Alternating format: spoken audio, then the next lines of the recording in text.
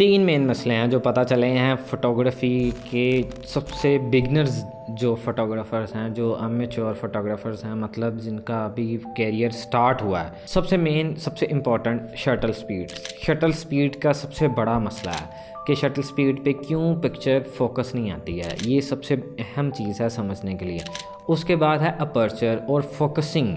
कौन सा focus mode किस जगह पे कैसा फोकस मोड यूज़ करना है, मतलब कि एक एरिया है उस पर कौन सा focus mode focus zone use करना है। मतलब सोनी के अगर आप कैमराज यूज़ कर रहे हैं मिररलेस, तो कौन सा फोकस मोड यूज़ करना है, किस तरह से पिक्चर बिल्कुल एग्जैक्ट फोकस आएगी।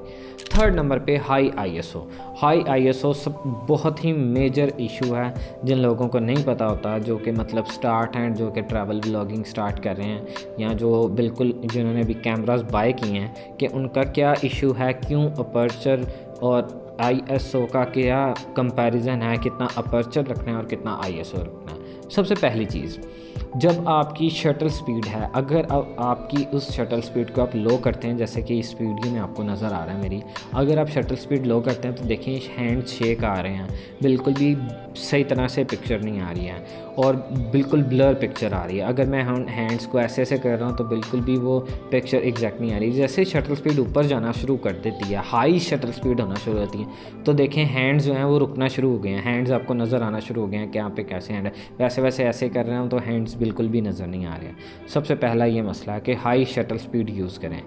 ये शटल स्पीड का एक ग्राफ है इधर जो मैं आपको दिखा रहा हूँ, क्रॉप फ्रेम और फुल फ्रेम के लिए कौन से बेहतर है। मतलब अगर आप फुल फ्रेम यूज़ करें कैमरास तो शटल स्पीड की क्या सेटिंग है और क्रॉप फ्रेम में क्या फ़र्क है। इतना कोई हाई डिफरेंस नहीं है, लेकिन मेरी रिकमेंडेशन के मुताबिक ये फ़र्क है शटल स्पीड का। सेकंड, अपर्चर लो अपर्चर जब आप यूज़ करते हैं, मतलब अगर आप 1.8 अपर्चर यूज़ करें, 1.8 अपर्चर और 2.8 और आगे f4 f5.6 और उसके ऊपर आप जैसे ही अपर्चर टाइट करते हैं ना, तो आपकी जो पिक्चर है ना वो फोकस में आने शुरू हो जाती है।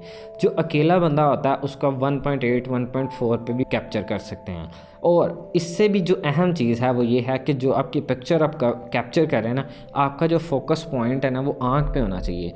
चाहे आप किसी पेट की फ़ोटोग्राफी कर रहे हैं, चाहे आप किसी ह्यूमन की फ़ोटोग्राफी कर रहे हैं, अगर आप पोर्ट्रेट बना रहे हैं तो आपका फोकस पॉइंट उसकी आँख पे होना चाहिए। अगर आंखें फोकस नहीं हैं तो कुछ भी फोकस नहीं है।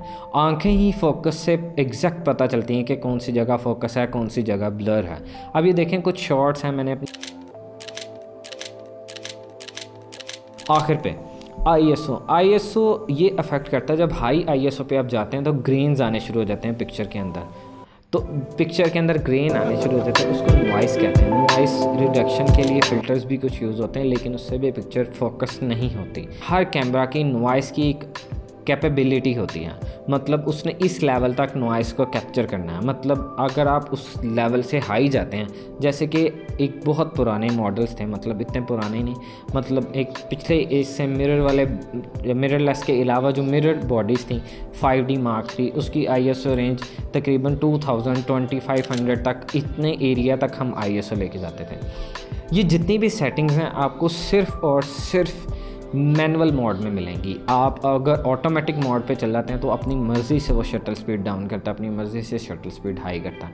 ये बहुत बड़ा मेजर इशू है कि लोग ऑटो मोड पे यूज़ करते हैं। अगर आप मैनुअल मोड को एक बार सीख लें ना, सुकून से 15-20 मिनट निकाल के, ये मेरी एक वीडियो ऊपर आ रही है उसमें मैंने पूरा मैनुअल मोड को समझाया हुआ है। अगर आप मैनुअल मोड को एक बार सीख लें तो आपके काफ़ी चीज़ें जो हैं वो क्लियर और क्लैरिफाई हो जाएंगी, आपके मसले काफ़ी निकल जाएंगे और इस चीज़ों से आप बिल्कुल क्लियर आउट हो जाएंगे और लाइफ में आपको सुकून हो जाएगा कि बेस्ट पिक्चर्स कैसे कैप्चर करनी है।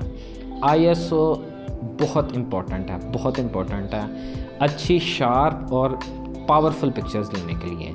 आईएसओ के ऊपर कंट्रोल होना और आईएसओ कौन सी जगह पे कितना यूज़ करना है, ये बहुत इंपॉर्टेंट। आई होप आपको वीडियो पसंद आई होगी। और मेरा यहाँ पे इंस्टाग्राम आ रहा है, अगर आपको कोई भी फ़ोटोग्राफी से रिलेटेड कोई क्वेश्चन पूछना है, कोई बात करनी है, तो इंस्टाग्राम पे मुझे फॉलो करें। वहाँ पर आप मैसेज करेंगे तो मैं वहाँ पर आपको खुद रिप्लाई करूँगा। यूट्यूब पे मेरी टीम रिप्लाई करती है, या मेरे मतलब जो यूट्यूब हैंडलर्स हैं वो करते हैं, वहाँ पे वो कमेंट्स करते हैं। कोई ऐसा आपका क्वेश्चन हो, कोई भी बात हो, आप वहाँ पर इंस्टाग्राम पे आएँ और वहाँ पर आप मुझसे पूछ सकते हैं। आई होप आपको वीडियो पसंद आई होगी। See you in the next video. Bye bye.